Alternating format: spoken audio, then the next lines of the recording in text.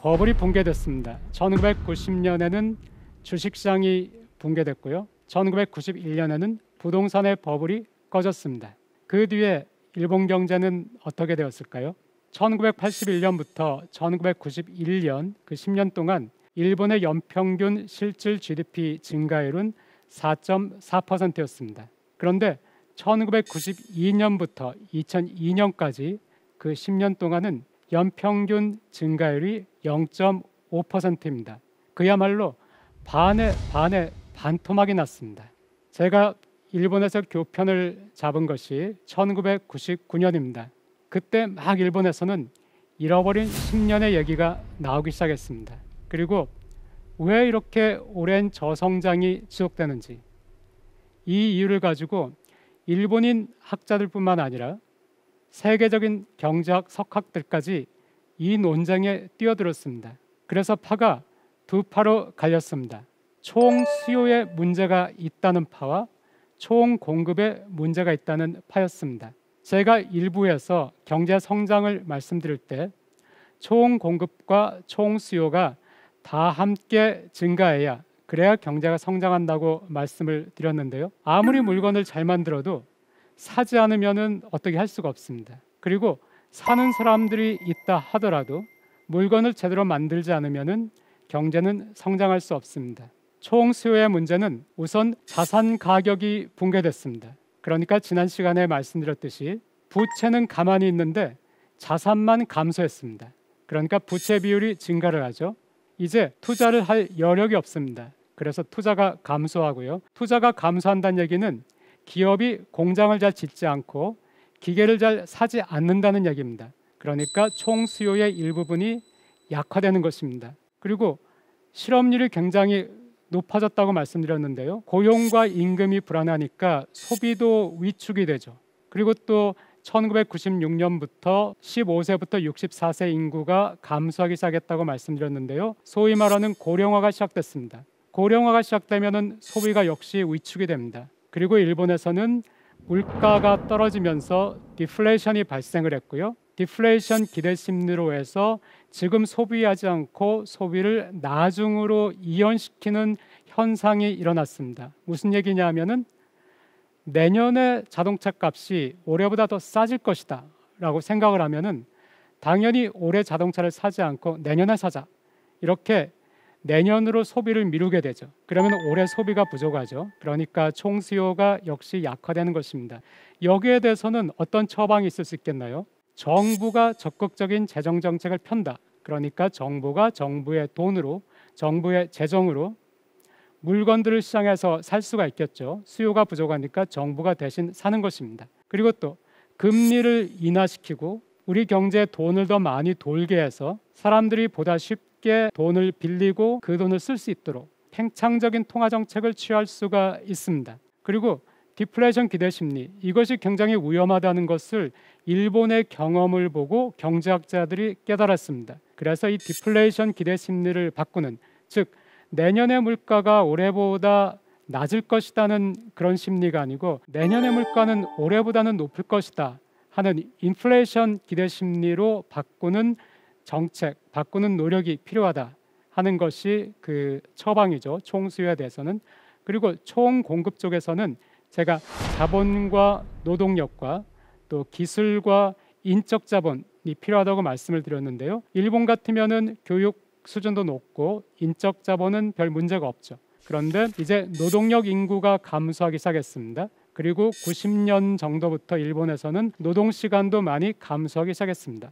그러니까 노동력은 감소한 것이 맞고요. 그리고 기술에 있어서는 기술은 여전히 진보하지만은 미국이나 다른 나라에 비해서 기술 진보가 상당히 느려졌습니다. 그리고 또 투자가 감소했다고 말씀드렸죠. 투자가 감소하니까 자본 축적이 별로 일어나지 않았습니다. 그러니까 자본도 과거만큼 늘지는 않는 것이죠.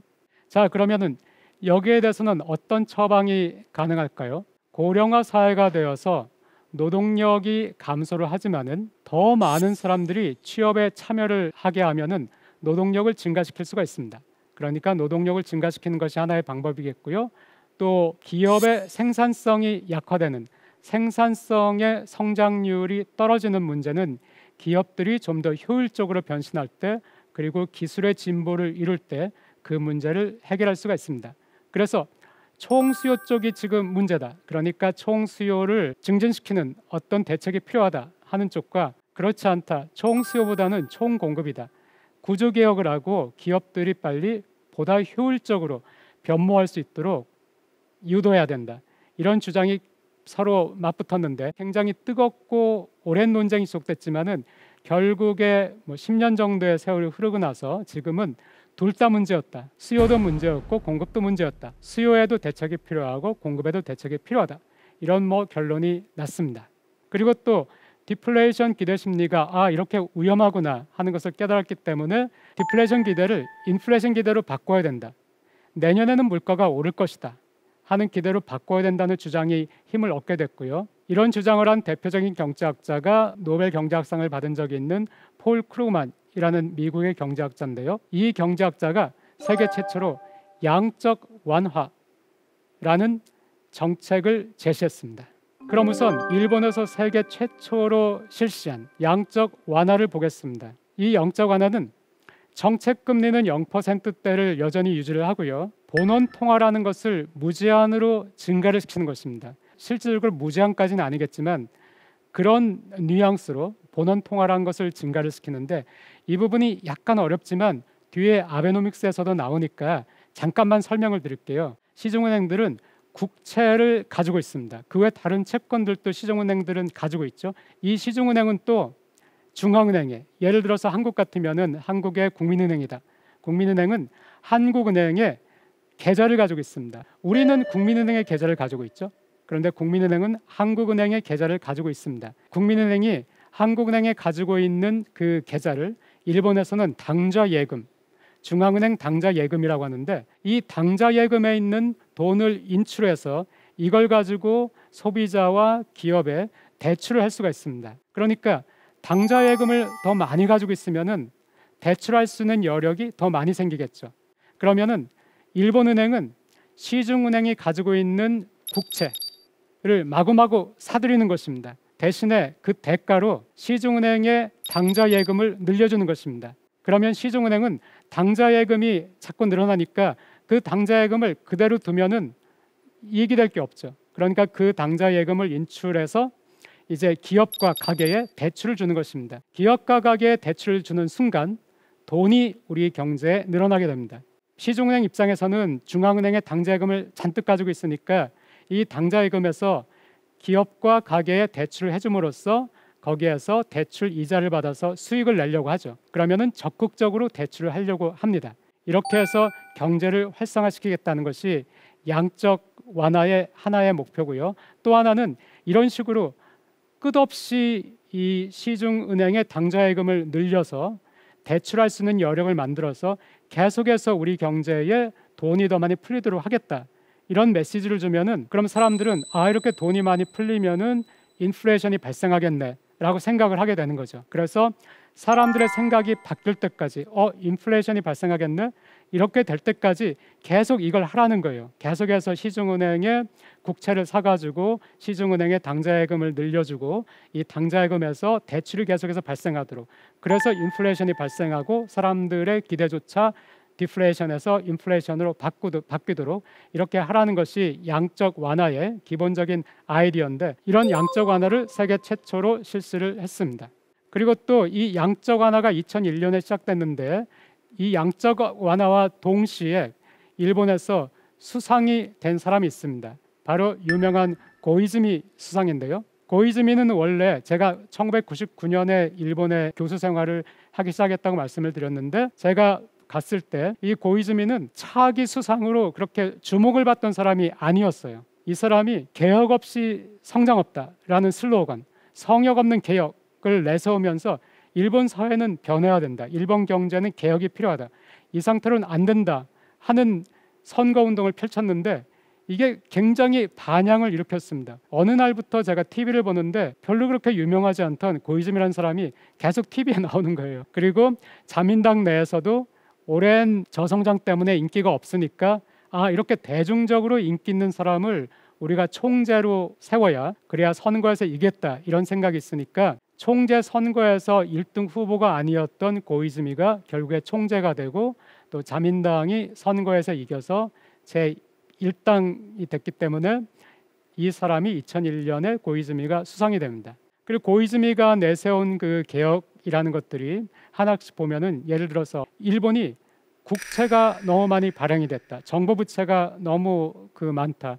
정부 부채의 GDP에 대한 비율이 너무 높다 해가지고 재정 건전성을 위해서 1년에 발행하는 국채의 양을 30조 엔 아래로 유지하겠다 하는 것을 공약을 내걸었고요. 또 다른 한편에서는 기업이 도산하면서 부실 채권이 굉장히 많이 쌓였는데 이걸 처리를 못하고 있었어요. 그리고 또 좀비 기업들을 계속 연명을 하게 했습니다. 이 고이즈미가 좀비 기업은 어쩔 수 없다. 망하게 내버려 둬야 된다. 그리고 부실 채권은 처리를 해야 된다. 해가지고 이 부실채권 처리를 또 열심히 했습니다. 그리고 또 기업의 효율성을 위해서 공기업을 민영화하겠다. 우체국들을 포함한 그 일본의 우정국이라는 곳이 있는데 이곳이 적자가 굉장히 심했거든요. 그래서 고이즈미는 너무 비효율적이다. 정부 세금으로 계속 메꿔주니까 적자가 계속 발생한다. 민영화하겠다 주장을 했고요. 또 미국식 효율성을 도입하겠다. 일본은 기업이 어려운데도 잘 해고를 못하고 또 기업이 좀 더 슬림화돼야 되는 그런 상태에서도 잘 그렇게는 못한다. 기업들이 좀 더 효율적으로 체질을 개선해야 된다. 그것을 서포트하겠다. 그것을 유도하겠다. 이렇게 공약을 내걸고 수상이 됐습니다. 그런데 처음에는 일본 경제가 그렇게 좋지가 않았어요. 왜냐하면 2001년 고이즈미가 수상이 됐는데 2001년, 2002년은 세계 경제도 별로 좋지 않았습니다. 그때가 또 IT 버블이 꺼지던 시기이기도 했고요. 또 고이즈미가 재정 건전성을 위해서 국채 발행을 30조 엔 이하로 유지를 하겠다라고 재정 지출을 좀 억제를 하겠다고 했는데 경제가 안 좋은데 재정 지출까지 억제가 되니까 경제가 더 안 좋았습니다. 그래서 2001년에는 GDP의 증가율이 0.4%밖에 되지 않았고요. 2002년에는 제로가 됐습니다. 그야말로 제로 성장이죠. 그러니까 고이즈미의 개혁에 굉장히 많은 기대를 가지고 있던 일본인들을 실망을 많이 해서 취임 초에 80%나 되던 지지율이 한 40% 정도 반토막이 나는 그런 것도 제가 목격을 했습니다. 그래서 결국에는 국채 발행을 30조 엔 밑으로 유지하겠다 하는 공약은 우선 포기를 했고요. 그런데 부실채권 처리는 꾸준히 밀고 나가서 8%가 넘는 부실채권 비율을 2%대로 낮추는 것은 성공을 했습니다. 그런데 2003년부터는 경제가 성장하기 시작했습니다. 우선은 양적 완화의 효과를 들 수가 있는데요. 양적 완화라는 것이 통화량을 계속해서 공급을 하는 것이죠. 그러니까 엔화가 약해졌습니다. 그러니까 엔화 환율이 절하가 되는 것이죠. 엔화의 가치가 외환시장에서 싸졌습니다. 그러면은 일본 기업들의 영업이익이 증가합니다. 왜냐하면은 말씀드렸듯이 플라자 합의 이후 일본 기업들은 굉장히 많이 해외 진출을 했습니다. 해외에서 생산하고 해외에서 판매하는 전략을 추구를 했습니다. 해외에서 1달러를 벌었는데 이 1달러가 일본에 올 때 환율이 100엔이면은 100엔이 오지만은 환율이 130엔이면은 130엔이 옵니다. 그러니까 해외에서는 1달러를 벌었는데 이건 똑같죠. 이건 똑같은데 예전에는 100엔이 오는데 이제는 130엔이 오는 거예요. 그럼 영업이익이 늘어나게 되겠죠. 네, 이렇게 해서 기업의 실적이 회복이 됐고요. 또 전 세계 경제가 그때는 좋은 편이었습니다. 한국을 한번 생각을 해보세요. 2003년, 4년, 5년 그때 한국도 경제 성장률이 웬만큼 나왔었고요. 특히 미국을 보면은 그때 버블이 형성되던 시기, 미국의 GDP 성장률이 굉장히 좋던 시기였습니다. 그러니까 일본 입장에서는 수출도 많이 할 수 있는 그런 상황이었고 또 미국 시장에서 많이 팔 수 있는 이런 상황이었기 때문에 기업의 실적이 회복이 되고 기업의 실적이 회복이 되면 그 다음에 따라오는 것이 채용을 많이 하게 되죠. 그래서 실업률도 굉장히 개선이 됐습니다. 그리고 말씀드렸듯이 부실 채권이 처리가 됐으니까 금융도 정상화가 되기 시작을 했고요. 그러니까 돈이 좀 더 활기차게 돌기 시작했고요. 그래서 실질 GDP 증가를 보시면은 2001년, 2002년에는 굉장히 안 좋았지만 3년, 4년, 5년, 6년, 7년까지 그때는 일본 입장에서는 상당히 좋은 경제 성장률을 보입니다. 지금 우리 입장에서는 2%, 뭐 1.5% 하면은 이거 너무 낮은 거 아닌가 생각하지만은 일본은 말씀드렸듯이 잃어버린 10년 동안 0.5%였어요. 0.5%였다가 2%까지 올라간 거예요. 그런데 더구나 지금 생산 가능 연령 인구가 감소하는 나라에서 경제가 성장하고 있기 때문에 일본인들은 만족할 만한 수준이었습니다. 그때는 일본 사회 분위기가 상당히 좋았습니다. 그런데 2008년에 글로벌 위기가 시작됐습니다. 그래서 또 일본 경제는 다시 타격을 받는데요. 그 전에 고이즈미 개혁의 그림자를 한번 보도록 하겠습니다. 고이즈미 개혁으로 일본 경제가 좋아졌다고 말씀을 드렸는데요. 하지만은 고이즈미가 미국식 효율성을 도입해야 된다. 이제 기업들도 잘라낼 부분은 잘라내야 된다. 이렇게 주장을 했는데요. 그래서 일본에서 정규직 일자리가 줄기 시작했습니다. 일본의 정규직 노동자가 1994년에는 3,800만 명 정도였는데요. 2009년에는 3,400만 명 정도입니다. 그러니까 400만 명 정도의 정규직 일자리가, 정규직 노동자가 사라진 것입니다. 반면에 비정규직은 계속 늘었습니다. 1984년에는 15%에 불과했는데 1999년에는 25%였고요. 99년부터 2009년 한참 고이즈미 개혁이 휩쓸고 지나간 그 뒤에는 33.7%까지 올라갔습니다. 그리고 2014년에는 37.4%까지 비정규직의 비율이 늘어났습니다. 이게 일본 사회에 나중에 문제가 됩니다. 자, 그럼 글로벌 금융위기 시기로 가보겠습니다. 자, 글로벌 금융위기에는 전 세계가 물건을 살 여력이 없어요. 그러니까 일본의 수출도 당연히 타격을 입겠지만 해외에서 생산해서 해외에서 판매하는 일본 기업도 타격을 받게 되죠. 거기에다가 일본은 2006년에 양적 완화를 멈췄는데 글로벌 금융위기가 시작되니까 미국, 영국, 유로에서 일본의 양적 완화를 카피해서 더 강력한 양적 완화를 펼쳤습니다. 일본은 더 이상 양적 완화를 안 하고 있는데 다른 주요 통화는 양적 완화에 들어간 거예요. 그러니까 일본의 통화만 가치가 엄청 올라가 버린 것입니다. 일본 엔화가 굉장히 절상이 된 것이죠. 일본 통화가 비싸지니까 일본 물건도 비싸졌고요. 이것이 일본 수출 기업에 타격을 줍니다. 경제도 안 좋고 그런데 엔화마저 비싸고 그래서 이중으로 타격을 입게 됩니다. 그 전까지는 뭐 영업 적자라는 걸 모르던 도요타가 2008년에 영업 적자를 보게 됩니다. 그 뒤에 2010년에 경제가 조금 회복되는가 했는데 2011년에는 동일본 대지진이 있었습니다. 동일본 대지진으로 일부 생산 시설이 가동을 중단했습니다. 일본의 공급망이 훼손이 됐습니다. 그리고 또 그 피해를 입은 지역에서는 뭐 수요 여력이 없겠죠. 일본 정부는 피해 복구를 위해서 재정을 또 지출해야 됐습니다. 그렇자도 일본이 국채 비중이 높은데 국채를 많이 발행했는데 더 많은 국채를 발행하게 되었습니다. 일본 경제는 2중, 3중으로 타격을 받게 됐죠. 그러니까 어떻게 되겠나요? 기업 실적이 안 좋으니까 고이즈미 시기를 거치면서 한참 높던 실업률이 떨어졌는데 이 실업률이 2008년, 9년부터 다시 올라가서 2009년, 10년, 11년 그때는 청년 실업도 굉장히 올라갔고요. 전체적인 실업률이 많이 올라갔습니다.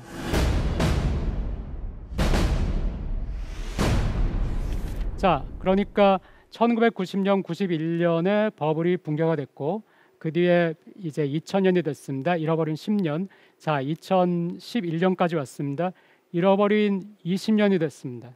그런데 이때쯤부터 잃어버린 20년 정도가 지나고 나서 일본 사회에서는 많은 것에 합의를 이루게 됐습니다. 아까 제가 자, 장기 저성장의 이유가 무엇이냐 해서 총수요가 문제냐, 총공급의 문제냐 논쟁이 있었다겠죠. 여기에 대해서 총수요는 이런 게 문제였고 총공급은 이런 게 문제였다 하는 것이 서로 합의가 됐습니다. 그러니까 수요 문제, 공급 문제를 각각 접근해서 풀어야 된다 하는 또 합의가 됐고요. 그런데 또 고이즈미의 개혁이 있었죠. 그때 개혁 때 효율성을 추구해야 된다. 과거 일본 기업의 문화, 연공 서열, 종신고용 이거 안 된다.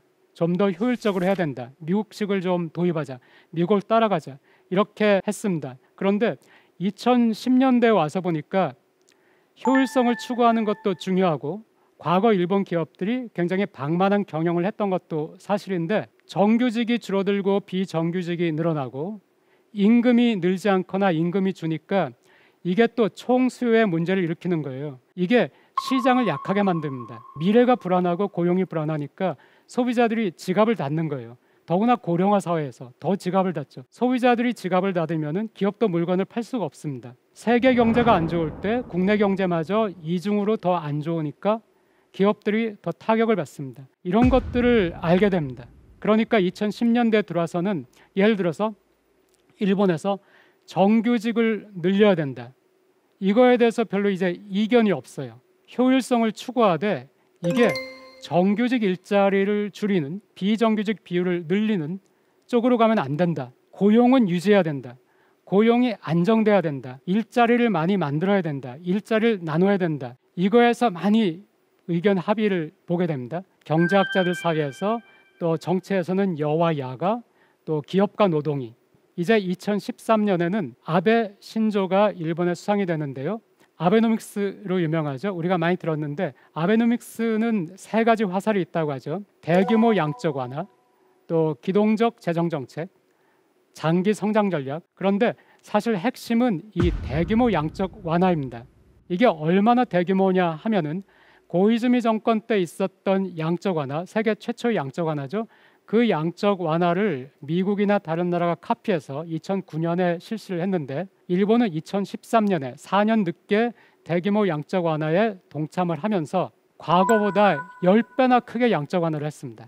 그리고 이 양적 완화도 제1차 양적 완화처럼 기업의 실적을 개선시키는 데 도움을 줬습니다. 우선 금리가 굉장히 낮은 상태에서 돈이 계속해서 풀리니까 기업들 입장에서 또 가게 입장에서는 돈을 빌리는 것이 굉장히 쉬워졌고요. 외환시장에서 엔화의 가치가 떨어져서 엔화가 절하가 돼서 기업들 입장에서는 수출할 때도 유리하고 해외에서 판매한 것이 그 대금이 일본에 돌아올 때 더 부풀려져서 그렇게 돌아오게 되니까요. 여러 가지 면에서 기업 실적 개선에 도움이 됐습니다. 그러니까 이때 기업의 도산 건수도 하락하기 시작합니다. 다시 한번 올라갔던 것이 하락하기 시작하고요. 또 2010년대 들어서는 기업들도 반성을 하게 됩니다. 1990년대 또 그 뒤에 버블이 깨지고 나서 그때 우리가 개혁을 해야 됐다. 그때 우리가 새로운 활로를 찾아야 됐다. 그때 한국과 대만 기업에 계속해서 예를 들어서 TV가 삼성이나 LG에 밀리고 있을 때 그때 우리는 TV를 포기하더라도 다른 어떤 쪽으로 활로를 찾았어야 됐다. 이런 반성들이 일본 기업에서도 일기 시작합니다. 그래서 1990년대 후반, 2000년대 초반 많은 일본 기업이 도산을 했습니다. 그리고 또 2009년, 10년 그때 다시 또 도산을 했습니다. 그런데 살아남은 기업들은 2010년대 들면서 체질을 많이 바꾸기 시작했습니다. 일본 사회가 많은 것을 깨달은 것처럼 일본 기업들도 깨닫기 시작했습니다. 그래서 아베노믹스로 인한 양적 완화로 기업 실적 개선에 도움이 됐고 기업이 좋아지니까 채용도 많이 하게 되고 그렇게 돼서 실업률도 다시 감소하기 시작했습니다. 그래서 일본에서 가장 큰 기업은 도요타고요. 두 번째로 시가총액이 큰 기업은 소니인데 2021년에 도요타와 소니가 둘 다 사상 최대 실적을 올렸습니다. 도요타는 3조 원에 가까운 영업이익, 소니는 1.2조 원 정도의 영업이익인데요. 둘 다 도요타와 소니의 역사상 가장 높은 영업이익이고 일본에서 1조 엔 이상의 영업이익을 낸 곳은 과거 도요타 한 곳이었는데 이제 소니가 그 1조 엔 벽을 깨고 1조 엔 클럽에 가입을 하게 됐습니다. 그러니까 기업의 실적이 굉장히 좋아졌다는 것을 알 수가 있고요. 고용이 좋아지니까 다른 사회 지표도 좋아지죠. 고용이 좋아지니까 고용에 대한 불안감이 많이 해소가 되는 것이죠. 그리고 또 한 가지 특기할 것은 일본에서는 주거도 안정됐습니다. 버블이 끝나고 나서 2005년까지는 계속해서 부동산 가격이 하락을 했습니다. 부동산 가격이 급격히 상승하는 것도 문제지만 15년 동안이나 하락하면 이것도 굉장히 사람들을 불안하게 하죠. 그런데 그 이후에는 경기에 따라서 부동산 가격이 오르고 내리고는 하는데 크게 급등하거나 급락하거나 이런 일이 없으니까 일본에서는 이제 부동산 불패라는 신화가 깨졌지만은 부동산 필패라는 신화도 깨졌고요. 부동산은 경기에 따라서 오르거나 내린다. 또 내가 부동산을 가지고 있지 않더라도 내가 루저가 되지는 않는다. 나는 그냥 월세를 살다가 내가 집을 사고 싶을 때 그때 사면 된다라는 인식이 퍼지니까 집이라는 것이 더 이상 투자나 투기의 대상이 아니라 주거의 대상이 됐습니다. 제 주위의 일본인들, 동료 교수라든가 학생들과 아니면 졸업생들과 얘기를 할 때도 집을 사고 팔아서 큰 돈을 한번 벌어보겠다 이런 사람을 거의 못 봤어요. 항상 실수요자 입장에서 부동산 시장을 접근을 합니다. 그러니까 주거가 굉장히 안정돼 있어요. 이 고용과 주거가 2010년대 들어서 안정이 되니까 사회 지표를 개선시키는데, 자살률, 범죄율 개선시키는데 굉장히 큰 역할을 하게 됩니다. 그리고 출산율을 회복시키는 데도 역할을 하게 됩니다. 그래서 한국과 일본의 실업률을 한번 비교해 보겠습니다. 전체적인 실업률이 과거에는 일본이 더 높았죠. 그런데 지금은 한국이 더 높고 일본이 좀 낮습니다. 한국은 큰 차이가 없죠, 과거와. 그런데 일본은 과거보다 많이 낮아졌습니다. 특히 청년 실업은 과거에는 한국과 일본이 비슷했습니다. 그런데 지금은 일본 청년 실업률이 5%대인데 비해서 한국의 청년 실업률은 8% 혹은 그 이상으로 더 높습니다. 일본에서는 청년 실업이 문제가 되지 않는데 한국에서는 청년 실업이 문제가 되고 있습니다. 여성 고용률을 한번 보겠습니다. 여성 고용률이 일본에서 한국보다 더 높습니다. 70대 이상 연령을 제외하면 그렇습니다. 특히 20대 후반과 30대 후반과 40대 후반을 한번 보세요. 한국과 일본에서 고용률이 20대 후반에 굉장히 높았다가 30대 후반이 되면 낮아집니다. 그리고 40대 후반이 되면 다시 올라가죠. 경력 단절 때문입니다. 남성 고용에서는 보이지 않는 현상인데요. 이것이 M자처럼 보이기 때문에 M자 커브라고 합니다. 그런데 일본에서는 이 M자 커브가 상당히 약화된 것을 볼 수 있습니다. 경력 단절이 좀 더 완화가 됐습니다. 일본인들이 이것도 깨달은 거예요. 유럽의 예를 보니까 여성이 경력 단절이 없을 때 혹은 없는 나라에서 이것이 개선됐을 때 그때 출산율이 회복된다. 경력 단절이 없는 나라, M자 커브가 없는 나라에서 출산율이 높다. 이걸 보고 고용 전체가 중요하지만 또 여성의 고용도 굉장히 중요하구나. 이 경력 단절을 없애야 되겠다 해서 그 캠페인을 굉장히 열심히 했습니다. 자, 일본의 취업자 수를 한번 보세요. 정규직도 늘었고 비정규직도 는 것을 알 수가 있습니다. 그런데 이상하죠. 왜냐하면 일본은 인구가 감소하는 나라입니다. 인구가 감소하는데 정규직도 늘고 비정규직도 는다. 이것이 어떻게 가능한가요? 네, 여기서 비취업자를 한번 보세요. 취업을 하지 않는 사람, 그러니까 전업주부라든가 은퇴를 하고 연금으로 사는 사람이라든가 아니면 부모님에게 의지해서 산다든가 자식에게 의지해서 사는 분들, 이 사람들의 수가 굉장히 줄었습니다. 그러니까 고용이 늘어난 것이죠. 그런데 일본의 급여를 한번 보세요. 급여 소득자의 평균 급여가 90년대 후반까지는 꾸준히 올라가죠. 버블기까지는 굉장히 가파르게 올라가다가 버블 붕괴되고 나서는 약간 오릅니다. 그런데 90년대 후반 기업들이 도산하고 하니까 평균 급여도 내려갑니다. 그리고 지금 다시 좀 올랐지만 지금도 과거에 높았던 수준을 회복을 못합니다. 한국 같으면 상상도 할 수 없죠. 우리가 90년대 후반과 지금을 비교하면 지금의 급여가 훨씬 높습니다. 그래서 임금 근로자의 평균 급여를 보면은 한국이 일본보다 오히려 높습니다. 그러니까 일본은 임금은 그렇게까지 회복이 되지 않은 거예요. 근데 이 두 가지를 함께 보면은 고용은 많이 회복됐는데 임금은 별로 회복이 안 됐어요. 그러니까 일본은 고용을 먼저 택한 거예요. 일본의 노동조합도 고용을 유지하는 것이 제1차적 목표. 그러니까 임금 인상을 요구하기보다는 고용을 유지하기 위해서. 또 일본의 기업도 구조조정을 해야 될 때는 했습니다. 저알도 그렇고 소니도 그렇고 구조조정이 필요한, 회사가 굉장히 어렵게 됐을 때는 하지만은 최대한 고용을 유지하려고 하죠. 그러니까 이것도 일본에서는 하나의 지혜라고 할까요? 우선 고용이 불안해서는 안 된다. 고용을 유지해야 된다. 고용을 유지해야 이 사회가 유지된다 하는 것이 잃어버린 20년 동안 일본이 얻은 교훈 중에 하나입니다. 그리고 노동시간을 지속적으로 줄였습니다. 과거에는 일본도 한국도 OECD 평균보다 노동시간이 길었는데요. 지금은 일본은 OECD 평균보다 노동시간이 짧습니다. 그리고 지금도 더 줄이려고 노력을 하는데요. 그러니까 노동시간을 줄이고 임금은 별로 올리지 않으면서 잡을 잡고 쉐어를 하려고 하는 거죠. 고용을 늘리는. 그리고 특히 이 노동시간 줄어드는 것이 출산율과 관계가 있는 것이 경력 단절이 있는 나라, 또 노동시간이 긴 나라에서는 출산율이 높아지지 않습니다. 왜냐하면 노동시간이 길면은 여성들이 일과 가정을 양립을 할 수가 없습니다. 선진국이 되면서 교육 수준이 높은 여성들은 둘 중에 하나를 선택하게 되면은 직장을, 일을 선택하고 가정을 선택하지 않습니다. 그러니까 노동 시간을 줄여야 여성들이 가정을 선택할 수가 있습니다. 일본에서는 그래서 노동 시간을 줄이기 위해서도 많은 노력을 기울이고 있습니다. 또 빈부격차 같은 경우에는 일본에서도 꾸준히 악화가 됐어요. 일본에서 그래서 이게 사회 문제가 되고 있고요. 한국도 악화가 됐는데 사실 한국과 일본의 빈부격차는 큰 차이가 없지만은 그래도 굳이 OECD 데이터를 통해서 보면은 한국에서 빈부격차가 더 심한 것을 볼 수가 있습니다.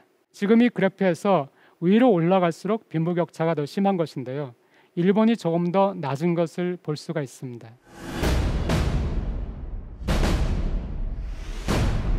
자, 이렇게 일본 사회에서는 잃어버린 20년을 겪으면서 고용을 유지해야 된다. 또 여성에게 경력 단절이 있어서는 안 되겠다. 노동 시간을 줄여야 된다. 정규직, 비정규직을 다 늘릴 수 있다. 특히 20대 청년들이 사회에 진입할 때 그때 정규직 일자리를 많이 내주고 은퇴했던 노인들이나 경력 단절 이후의 여성들이 일자리를 찾아올 때는 그때는 그 사람들에게는 비정규직을 주는 것이죠. 그런데 이렇게 하려고 하더라도 만약에 기업의 여력이 없으면은 그때는 어떻게 할 수가 없습니다. 그런데 일본에서는 기업들이 많이 재생이 됐습니다. 회복이 됐습니다. 아직도 불안해요. 일본 기업들은 뒤에서 보시겠지만은 하지만 많이 회상이 된 것도 맞는데 여기서는 그럼 일본 기업들의 생존 전략을 한번 보겠습니다. 첫 번째가 해외 진출입니다. 해외 시장 개척. 일본은 인구가 감소하는 나라예요. 90년대에 이미 생산 가능 연령 인구가 감소하기 시작했고 2010년 정도 되면서부터 인구 전체가 감소하기 시작했습니다. 굉장히 고령화된 사회고 인구가 감소하는 사회, 국내 시장이 위축될 수밖에 없는 그런 사회입니다. 그러니까 국내 생산을 고집한 기업들이 망했습니다. 해외 진출해서 해외 생산, 해외 판매에 성공한 기업들은 살아남았습니다. 해외 투자를 해서요. 해외에서 생산 설비를 갖추고 해외 생산 기반을 가지고 있으니까 일본이 그래서 대외 순자산이 굉장히 많은 것입니다. 2020년 일본의 대외 순자산은 4.5조 달러로 추산이 되는데요.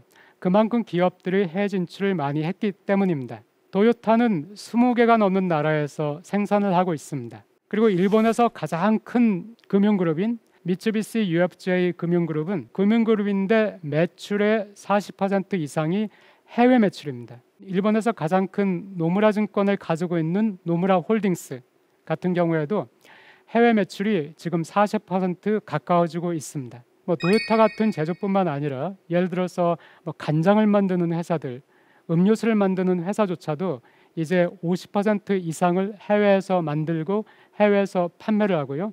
금융기관들도 해외 진출을 굉장히 많이 했습니다. 해외 직접 투자에서 북미와 유럽이 차지하는 비중을 보면은 일본의 경우가 더 높은 것을 알 수가 있습니다. 그 이유는 일본 기업은 해외 나갈 때 시장을 찾아서 물건을 사는 곳을 찾아서 나갔기 때문입니다. 그런데 이렇게 해외 진출을 하려면은 해외에 있는 기업들과 경쟁을 할 수밖에 없습니다. 그래서 일본 기업의 생존 전략의 두 번째는 기술 개발입니다. 일본에서 90년대에 기술 개발에 소홀했다, 과거에 안주했다, 자만했다 이런 말씀을 드렸는데 지금의 일본 기업은 긴장감이 대단합니다. 언제라도 망할 수 있다 하는 생각을 가지고 있습니다. 소니 같은 경우에도 지금은 일본에서 두 번째로 시가총액이 높은 기업, 또 작년에 1.2조 엔이라는 사상 최대의 실적을 낸 기업이지만은 2012년도 정도에는 정말 소니가 망하는 것이 아닌가 할 정도로 위태위태했습니다. 그리고 2006년 정도에 한 번, 또 2012년 정도에 한 번 구조조정도 굉장히 강하게 했고요. 그러니까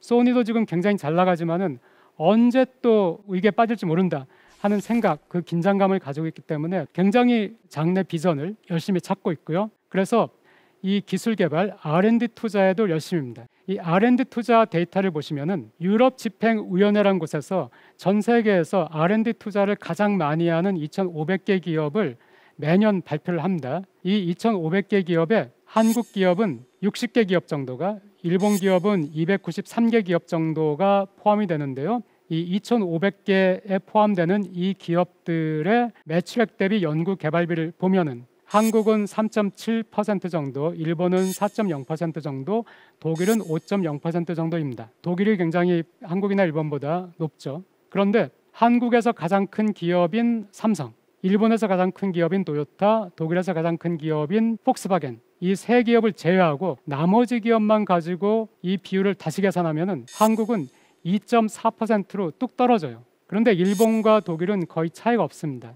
어떤 얘기냐면은 한국이 GDP 대비 연구개발비 비율이 가장 높은 나라다, 이런 얘기들을 언론에서 많이 하시는데요, 사실입니다. 일본 언론에도 보도되고 일본 정부 문서에도 일본도 노력해야 된다, 이런 얘기를 하면서 이 예를 들고 있습니다. 사실인데 이 GDP 대비 연구개발비가 한국이 가장 높은 것은 이 연구개발비에 정부에서 내는 연구개발비, 또 삼성이 내는 연구개발비가 포함됐기 때문입니다. 정부와 삼성을 제외하고 기업만 가지고 매출액 대비 연구개발비를 보시면은 한국이 굉장히 낮은 편이에요. 그러니까 지금은 한국과 일본이 소득에서도 대등하고요, 기업들도 정말 대등하게 경쟁을 하고 있습니다. 그런데 연구개발비에서 한국이 좀 밀리는 것은 아닌가 하는 우려가 있습니다. 자, 그리고 일본 기업들은 반도체에서도 상당히 약해졌죠. 그래서 이제 반도체를 또 재생하려고 노력을 하고 있어서 소니와 덴소가 TSMC와 합작으로 구마모토에 공장을 짓고 있는데, 여기에 일본 정부가 공장 설립 비용의 절반을 서포트를 하고 있고요, 경제안전보장추진법이란 것을 만들어서 이런 서포트를 법적으로 합리화를 하고 있습니다. 그래서 구마모토가 지금 세계인들 주목을 하고 있어요. 그래서 구마모토의 땅값이 오르고 있다는 보도도 많이 들리고요, 거기에 일본 기업들이 몰려들고 있거든요. TSMC와 연계해서 뭐 소재를 납품한다든가 부품을 납품한다든가 하는 기업들이 그 주위로 오고 있고, 땅값이 오르겠다 해가지고 해외 투자가들도 거기에서 땅을 사고 싶어 한다는 그런 얘기들을 하고 있습니다. 지금 만드는 것이 삼성이나 TSMC는 뭐 5나노, 4나노, 3나노 이렇게 얘기를 하고 있죠. 그런데 TSMC가 구마모토에서 만드는 것은 22나노 정도인데요. 그러면 이거 무시해도 되는 것이 아닌가 하는데, 이 22나노에서 26나노 정도가 소니가 화상 그 이미지 센서를 만들 때 거기에 필요한 것이고요, 덴소가 또 자동차를 만들 때 거기에 들어가는 차량용 반도체입니다. 그러니까 소니와 덴소에 필요한 것을 TSMC가 만들어주는 것이고, 이 TSMC가 필요한 것들을 납품하는 기업들이 몰려들기 때문에 지금 구마모토가 굉장히 그 주목을 받고 있습니다. 그리고 소니도 지금 플레이스테이션이 굉장히 잘 팔리고 있기 때문에 수익을 많이 내고 있지만은 그 미래가 게임에만 의존할 수는 없죠. 그래서 또 활로를 찾기 위해서 열심히 하는데, 소니가 과거에 아이보라는 로봇 강아지죠, 강아지를 만들었다는 것을 보도를 통해서 보셨을 거예요. 그런데 로봇의 그 원리와 자율주행차의 원리가 굉장히 흡사합니다. 카메라로 외부를 인식한 다음에 AI로 그것을 판단을 해야 되죠. 그리고 어떤 행동을 할지, 어떻게 주행할지를 결정을 해야 됩니다. 이것이 로봇과 자율주행차가 메커니즘이 같습니다. 그러니까 소니는 이 노하우를 가지고 있는 것이죠. 그리고 소니는 아시다시피 화상과 음향에서 굉장히 강하죠. 자기네가 화상 센서가 굉장히 강하고 로봇을 만든 경험이 있으니까 자율주행차를 만들고 그 안을 엔터테인먼트, 자기네의 음향 기술 그리고 자기네의 영상 기술을 거기에 집약을 해가지고 하나의 엔터테인먼트로 만들겠다, 이런 야심을 가지고 있습니다. 그런데 소니 같은 경우에는 하지만 공장이 없죠. 자동차를 만들 수 있는. 그렇기 때문에 혼다와 합작회사를 미국에서 만들기로 했습니다. 그것이 소니 혼다 모빌리티라는 회사인데요, 일본이 굉장히 의사결정이 느리다고 하죠. 투자 결정 과정도 느리고. 그런데 최근에 일본, 2010년대 일본은 굉장히 빨라요. 제대로 된 경영자, 제대로 된 리더만 나타나면은 굉장히 의사결정이 빨라서 이 소니하고 혼다가 같이 힘을 합치겠다, 이 얘기를 한 것이 2022년 3월이었는데 2022년 10월에 합작회사를 만들었다고 발표를 했습니다. 그래서 2025년부터 북미에서, 미국에서 주문을 받고 2026년부터 생산을 하겠다. 이것도 굉장히 전 세계가 주목을 하고 있죠. 혼다와 소니의 기술이 결합이 되면 어떻게 될까? 자, 그렇다면은 이렇게 열심히 노력을 하는 일본 기업의 미래는 어떻겠습니까? 사실 알 수가 없습니다. 이것이 일본의 고민이죠. 그런데 한국도 마찬가지입니다.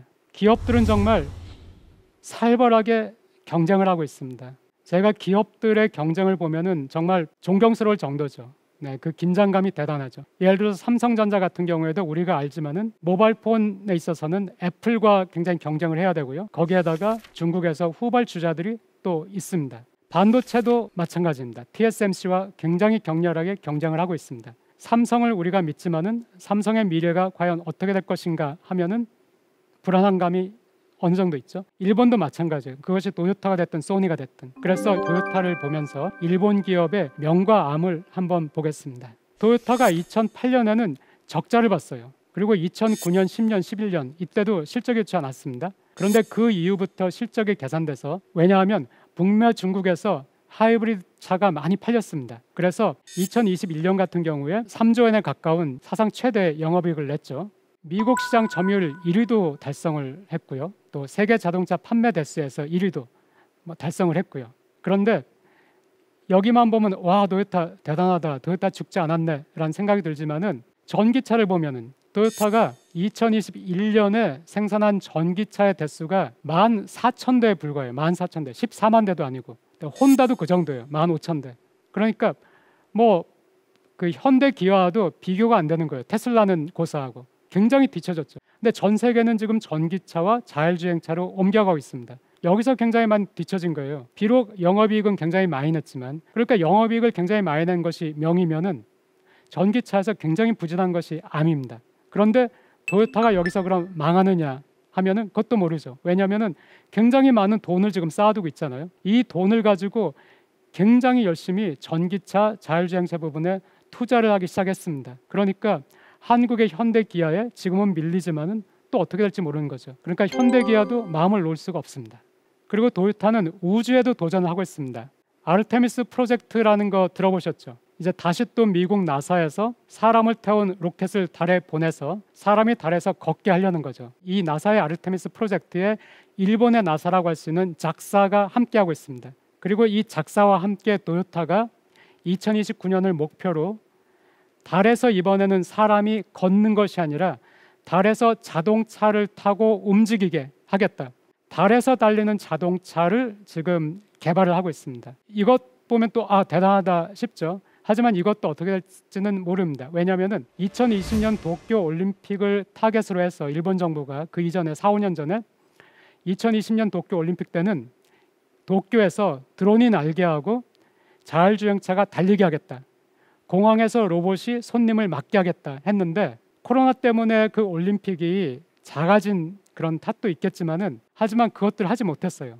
처음에 계획한 것보다 너무 보잘것없었습니다. 일본에서 내보인 그 기술이라는 것들이. 그러니까 지금 도요타가 2029년을 목표로 달에서 움직이는 유인 탐사선을 달리게 하겠다. 이 계획을 지금 추진은 하고 있습니다. 만약에 실현이 된다면은 인류 최초로 달에서 자동차가 달리는 것이죠. 대단한 것인데 많은 한국 그 시청자분들이 모르시는데 그 탐사선이 소행성에 가서 소행성의 광물을 채취해서 지구로 가져온 것이 일본이 최초예요. 그러니까 우주 기술이 굉장히 발달한 나라이긴 합니다. 그러니까 도요타가 이런 야망을 꿈꿀 수 있는 것이고요. 작사하고 나사가 하는 이 프로젝트에 도요타뿐만 아니라 혼다도 참여를 하고 있고 닛산도 들어가려고 하고 있고 또 타이어가 필요하죠. 그래서 일본의 브리지스톤이죠. 타이어 만드는 회사. 여기에서는 타이어를 만드는 그런 작업을 하고 있습니다. 그리고 또 다른 활로로는 스마트 시티라는 것을 도요타에서 만들고 있습니다. 이미 기공식은 했고요. 이미 건설은 들어갔는데 아직은 많이 베일에 가려 있어요. 그래서 이것이 얼마나 성공할지 모르겠는데 저도 기대를 많이 하고 나중에 스마트 시티 완성되면은 나도 한번 거기 가서 살아볼까 했는데 스마트 시티가 완성되더라도 처음에는 도요타 관계자들만 갈 수 있다고 합니다. 그리고 이제 그 시티가 제대로 작동되는지를 보고 그 뒤에 이제 외부인에게도 분양을 하겠죠. 그런데 최근에 사우디에서 네옴시티라고 해서 같은 컨셉으로 또 이 스마트 시티를 건설하는데 세계적인 화제가 되고 있죠. 굉장히 추진을 하고 있고요. 그래서 이 도요타 스마트 시티가 거기에 굉장히 가려졌어요. 처음 시작할 때는 굉장히 주목을 받았는데 지금은 큰 주목을 받지 못하기 때문에 이것도 전 어떻게 될지 모르겠어요. 그런데 이것처럼 도요타라는 하나의 기업을 보더라도 굉장히 노력을 많이 하고 있고 그런데 엄청난 경쟁 속에 있기 때문에 그 미래가 어떻게 될지 알 수가 없습니다. 이것이 지금 일본의 현실입니다. 그러니까 일본 사회 전체적으로는 많은 것을 깨닫고 합의에 이르러서 그것을 추진을 하고 있기 때문에 사회가 안정된 것은 맞습니다. 그런데 일본 경제의 미래는 결국에는 일본 기업에 달려 있는데 이 일본 기업들이 이제 과거 잃어버린 20년과 다르게 지금은 분투를 하는 것은 사실인데 워낙이 강력한 경쟁수가 있기 때문에 이 기업들이 얼마나 할 수 있을지 그것은 저도 모르겠습니다. 오늘 강연에서는 일본이 저성장의 긴 터널을 지나면서 깨달은 교훈을 하나씩 살펴봤습니다. 일본의 사회지표가 개선된 것은 고용과 주거가 안정됐기 때문입니다. 고용과 주거가 안정될 수 있었던 것은 살아남은 일본 기업들이 체력을 회복했기 때문이고 일본 사회가 중요한 사회적 이슈에 대해서는 상당한 정도로 합의를 이뤘기 때문이기도 하죠. 고용을 지키고 임금을 높이고 여성의 경력 단절을 막아야 사회를 건강하게 유지할 수 있다는 것은 과연 일본에만 해당되는 일일까요? 지금의 한국 사회야말로 이 교훈에 귀를 기울여야 하지 않을까요? 남의 얼굴에서 티끌을 본 사람은 거울을 들여다본다. 남의 얼굴에서 티끌을 본 사람은 내 얼굴은 괜찮은가 싶어서 거울을 들여다본다고 합니다. 일본인들은 잃어버린 20년을 지나서야 그들 사회의 문제가 무엇인지를 깨닫고 고치기 시작했습니다. 지금 한국은 버블 붕괴 후의 일본과 많은 면에서 닮아 있습니다. 우리도 20년을 잃어버려야 할까요? 우리는 그럴 필요가 없습니다. 일본이라는 반면교사가 있기 때문입니다. 일본의 경험에서 얻은 교훈을 제대로 활용하기를 간절히 바라는 마음입니다. 지금까지 대한민국 최고의 강연 최강의 1교시 박상균이었습니다. 감사합니다.